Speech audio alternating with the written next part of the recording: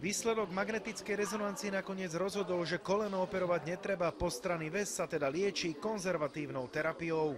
Exkluzívne sme Žiga prekvapili v Malackách, kde dobre naladená hokejová legenda poskytla svoj premiérový rozhovor v polohe ležmo.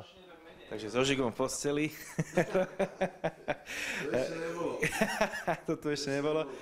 Žigo, takže nakoniec to zranenie nevyzerá až tak zle, možno ako sa očakávalo, ako to ty vnímaš? Tak uvidíme, ako to bude bolieť. Ja dúfam, že čo najskôr vybehnem na ľad, lebo takéto ležanie mi to nevyhovuje a už chcem pomáhať chlapcom na ľade. Ešte chvíľu ale bude musieť Žigo povinne vylihovať. Lekári sa snažia jeho návrat urýchliť modernými metódami.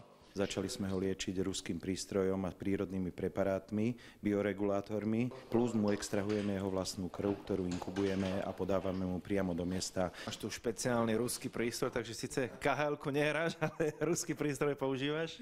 Tak dúfam, že pomôže aspoň ten ruský prístroj, že tam niečo je dobré odtiaľ ide. Je to prístroj, ktorý v sebe obsahuje infračervené žiarenie, laser a magnet a vlastne napomáha k rýchlemu hojeniu. Budúci týždeň by mala skalická hviezda začať s tréningom na ľade, takže usmievať sa už môžu aj Žigovi fanúšikovia.